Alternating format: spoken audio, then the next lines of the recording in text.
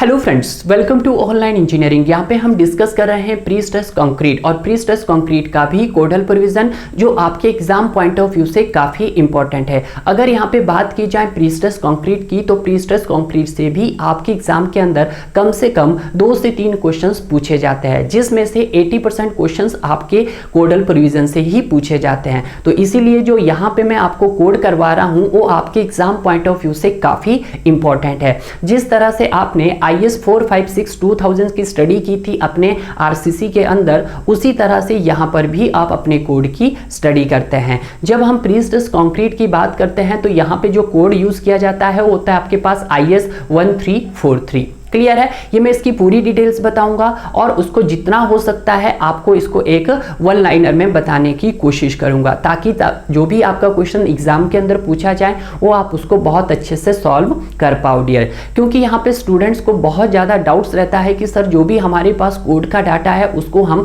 किस तरह से सर लर्न करें और किस तरह के सर हम उसके नोट्स बनाएं। क्या सर हम पूरा कोड तो हम पढ़ नहीं सकते हैं, क्योंकि कोड में बहुत सारी चीज़ें लिखी होती है और वो जो सारी चीज़ें होती है सारी चीज़ें आपकी काम की नहीं होती है। हालांकि जब आप एज ए साइट इंजीनियर काम करते हैं तो उसकी जो सारी बातें होती है वो आपके कहीं ना कहीं आपके काम की होती है। बट जब आप किसी वनडे एग्जाम या किसी कॉम्पिटिटिव एग्जाम की तैयारी कर रहे होते हैं तो वहां पर आपके पास सिर्फ डाटाबेस क्वेश्चन ही पूछे जा सकते हैं, जो आपके एग्जाम पॉइंट ऑफ व्यू से काफी इंपॉर्टेंट होते हैं। तो आइए बात करते हैं आज के IS 1343 के कोडल प्रोविजन की। क्लियर है? तो यहाँ पर हमने यहाँ पे लेके आया हूँ मैं, यहाँ पे मैंने जितना भी आपके पास ये बोर्ड के ऊपर ये डाटा है, इस डाटा से बाहर आपको जाना भी नहीं है, क्योंकि मैंने जितना भी डाटा मैं यहाँ लिखूंगा और जितनी भी बातें मैं आपको बताऊंगा उनको आपको बिल्कुल माइंड में छापना है, अगर आपको 2 से 3 मार्क्स पक्के करने हैं किसी भी एग्जाम के अंदर। क्लियर है?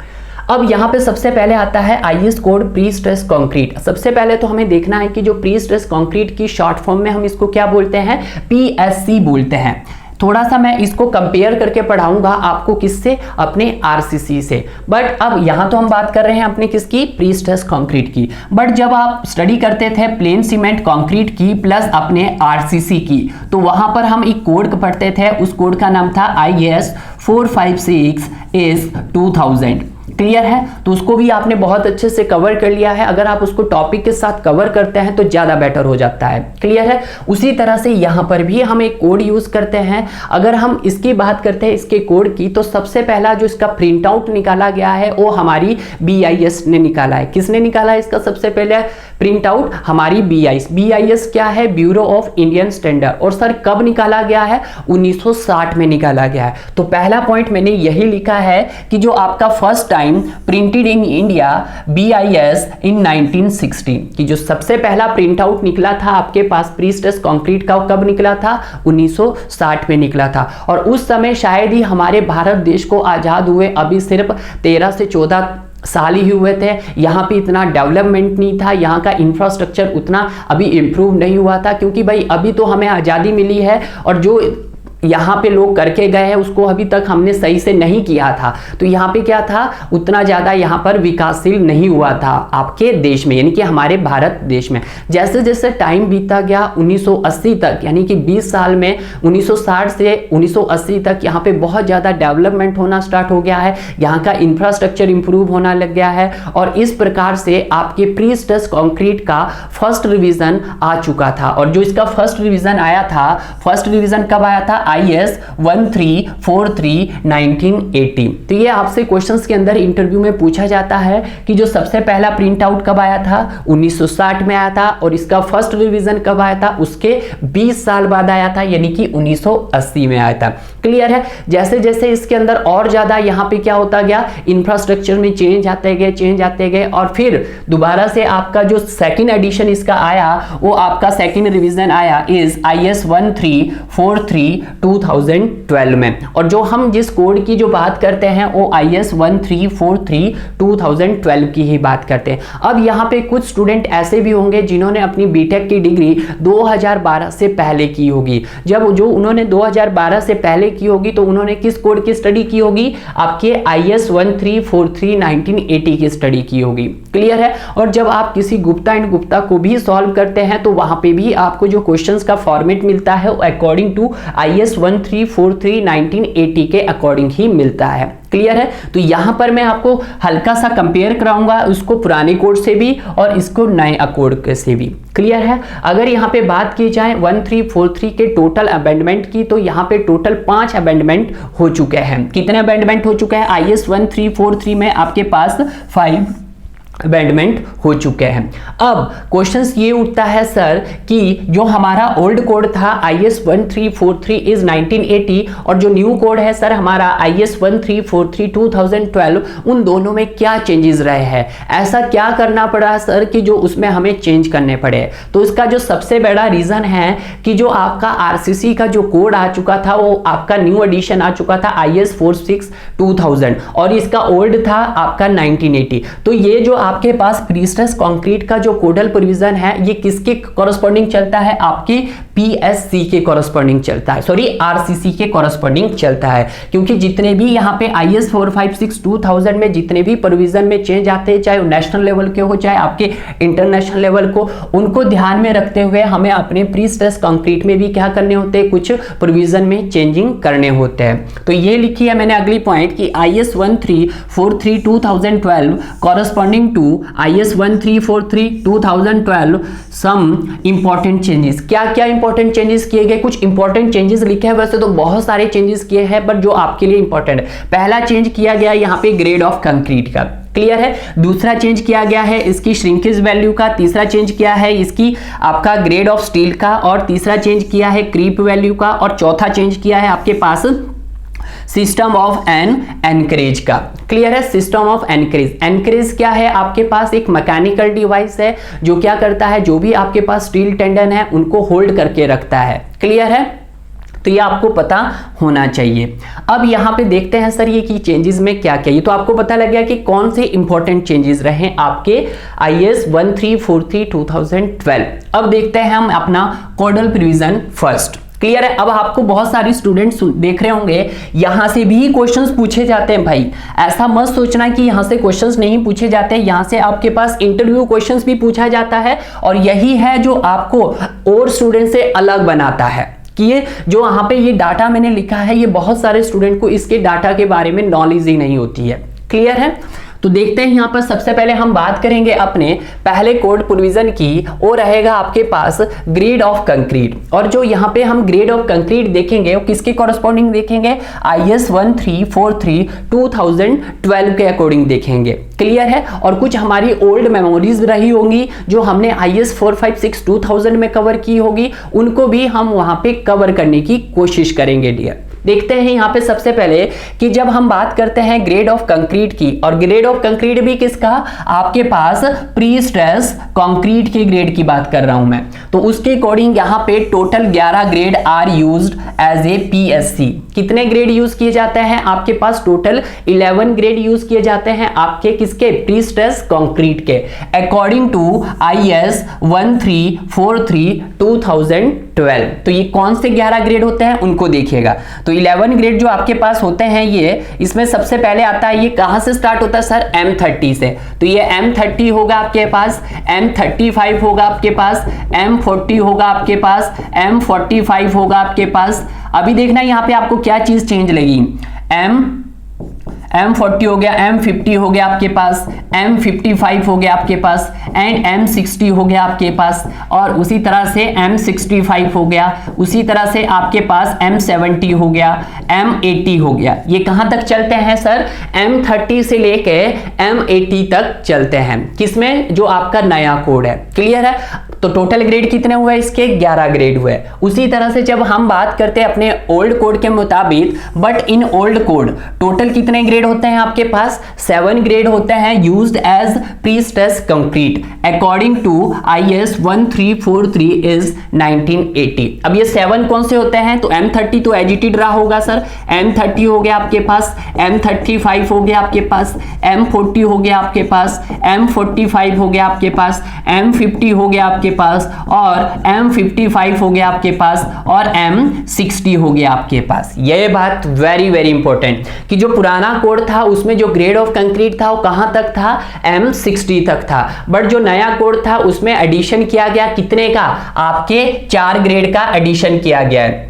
कितने ग्रेड का एडिशन किया गया है? 4। एक तो M65, M70 और एक M75 भी है भाई, ठीक है, और एक M80। 4 ग्रेड का क्या किया गया? इसमें एडिशन किया गया। और यहाँ पे कितने थे? 7। जैसे आपके पास ये हो गया 1 ग्रेड हो गया, ये 2 था, ये आपके पास 3 था, और ये आपके पास 4 था, ये आपके पास 5 था, और ये आपके पास 6 था। क्लियर है? और यही एग्जाम के अंदर क्वेश्चंस पूछे जाते हैं। क्वेश्चंस क्या होगा आप ध्यान दीजिएगा। अगर हम बात करते हैं अकॉर्डिंग टू IS 1343 2012 के अकॉर्डिंग, तो आपके पास minimum grade of pre stress concrete क्या होगा? तो मिनिमम होगा आपके पास M30 होगा, और मैक्सिमम क्या होगा सर? मैक्सिमम आपके पास M80 होगा। ये क्वेश्चंस पूछे जाते हैं। उसी तरह से जब हम बात करते हैं ओल्ड कोड के मुताबिक, तो आपके पास मिनिमम ग्रेड ऑफ कंक्रीट क्या होगा प्री स्ट्रेस कंक्रीट का? सर M30 होगा, और मैक्सिमम ग्रेड ऑफ कंक्रीट क्या होगा आपके पास? M60 होगा। क्लियर है? आपको इसका मैं PDF दे दूंगा जब आप इसको कवर करेंगे। क्लियर है? ओके। अब कुछ इंपॉर्टेंट नोट्स है। इंपॉर्टेंट नोट्स क्या है? Very very important. पहला इंपॉर्टेंट नोट्स है कि types of pre stress concrete, कि जो types of pre stress concrete होते हैं या method of pre stress concrete भी आप बोलते हैं, वो कितने टाइप के होते हैं आपके पास? 2 टाइप्स के होते हैं। एक प्री टेंशन होता है और एक पोस्ट टेंशन होता है। जो हमारे पास ये प्री टेंशन और पोस्ट टेंशन है, ये किसके आधार पर क्लासीफाई किया जाता है? इनको क्लासीफाई किया जाता है according to time to force applications के आधार पर। तो यहां पे लिखता हूं मैं कि सर इनको क्लासीफाई किया जाता है किसके कॉरस्पॉन्डिंग? क्लासिफिकेशंस की जाती है इसकी according to time to force application के आधार पर। क्लियर है?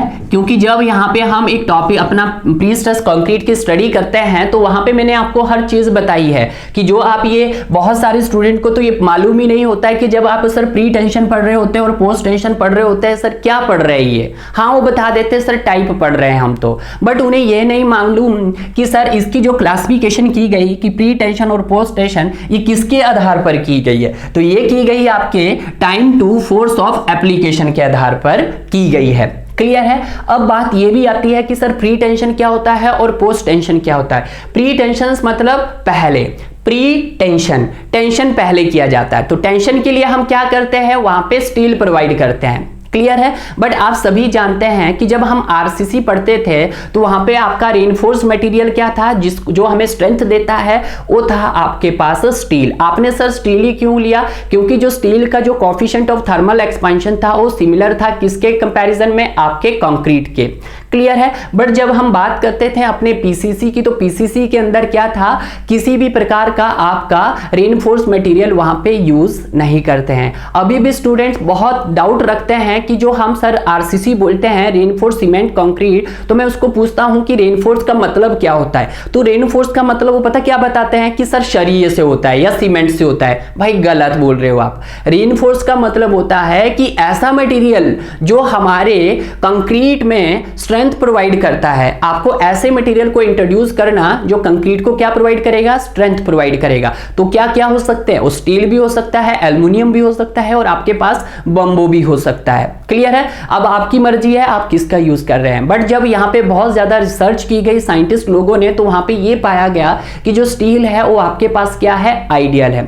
बट जब हम बात करते हैं अपने किसकी? प्री स्ट्रेस कंक्रीट के अंदर, तो प्री स्ट्रेस कंक्रीट के अंदर आप स्टील प्रोवाइड नहीं करते हैं, तो आप क्या प्रोवाइड करते हैं सर? यहाँ पे स्टील टेंडन्स प्रोवाइड करते हैं। क्लियर है? अब सर ये स्टील टेंडन क्या होते हैं? स्टील टेंडन आपके पास ग्रुप ऑफ स्ट्रैंड होते हैं। क्या होते हैं? ग्रुप ऑफ स्ट्रैंड होते हैं। और सर स्ट्रैंड क्या होते हैं? स्ट्रैंड होते हैं आपके पास ग्रुप ऑफ वायर होते हैं। क्लियर? ये बाद में बताऊंगा यार। वैसे तो आप अगर ये सारी चीजें पढ़ना चाहते हो, तो आप मेरे जितने भी लेक्चर्स मैंने प्री स्ट्रेस कंक्रीट के, आप वहां पे कवर कर सकते हैं बहुत अच्छे से। क्लियर है?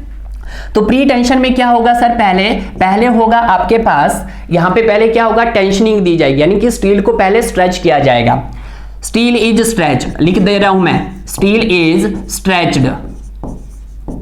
स्ट्रेच्ड बिफोर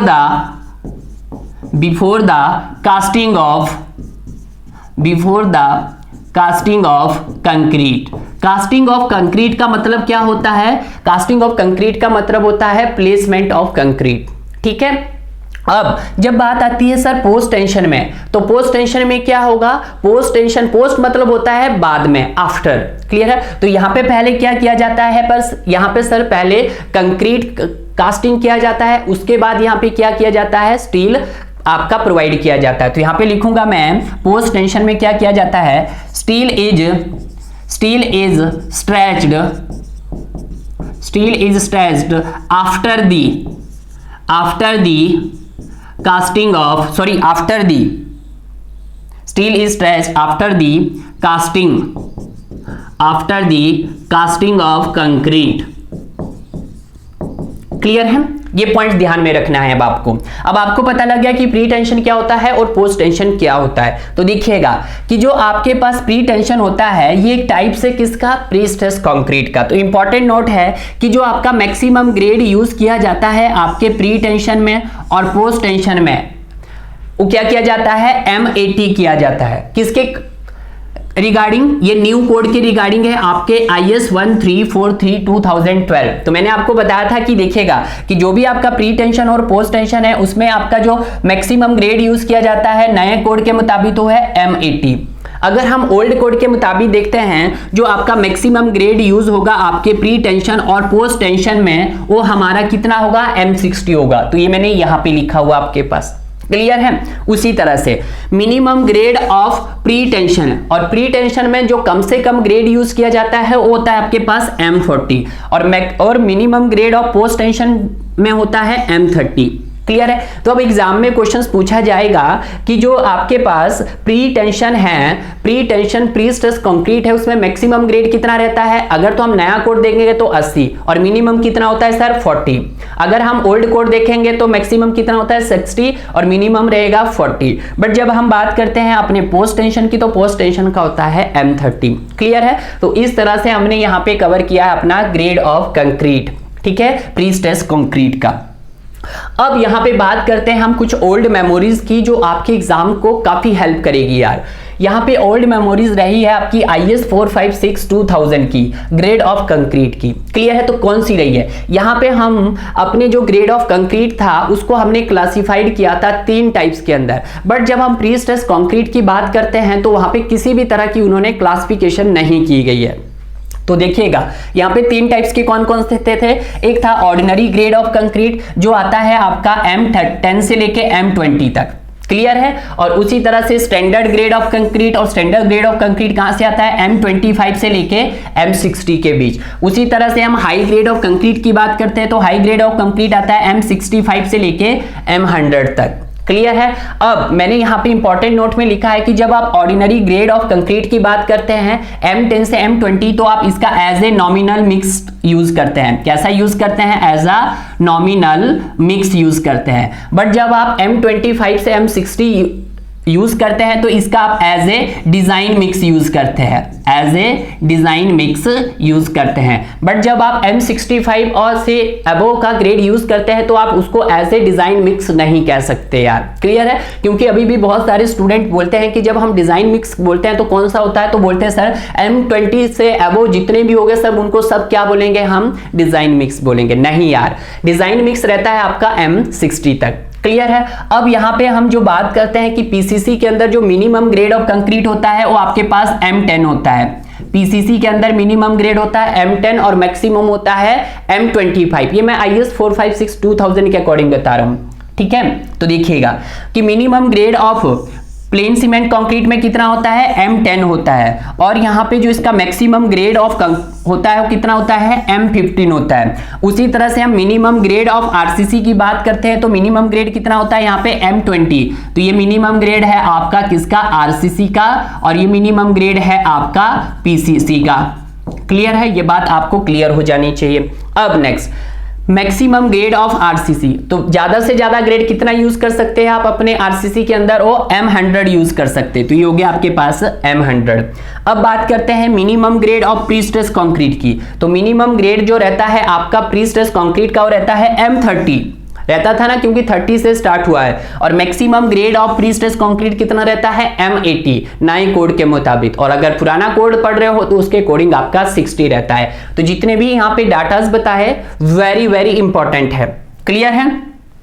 अब यहाँ पे कुछ एक और दो इंपॉर्टेंट नोट है कि डिजाइन मिक्स, कि जैसे मैंने आपको कहा कि जब आप M25 से M60 तक काउंट करोगे तो उसको आप as a design mix study करते हैं, बट जब हम M65 से अबव चले जाते हैं तो आप उसको एज ए डिजाइन मिक्स नहीं कहते हैं। तो उसके कॉरस्पॉन्डिंग ही हमने यहाँ पे सीमेंट के कंटेंट में भी इसको डिजाइन किया गया है। जैसे आपके पास सबसे पहले आता है डिजाइन मिक्स। डिजाइन मिक्स आप उसको कब बोलेंगे? Design mix concrete can be used when, जब आपके पास cement content is less than 530 kg पर मीटर क्यूब, कि जब आपके पास जो सीमेंट का जो कंटेंट है वो लेस देन 530 kg पर मीटर क्यूब है तो उस कंडीशन में हम डिजाइन मिक्स बोलेंगे। ये तो मैंने आपको सीमेंट कंटेंट के प्रेजेंट में बताया, बट जब हम ग्रेड के रेफरेंस में बताएंगे तो ग्रेड के रेफरेंस में कब तक होगा सर डिजाइन मिक्स?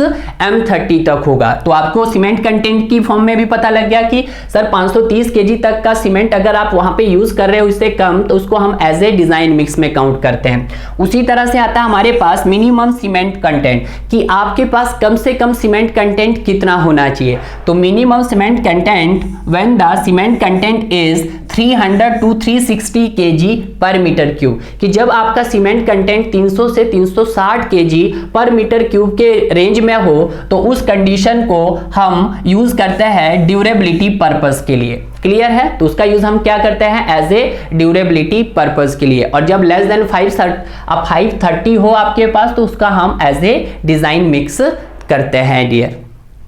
क्लियर है?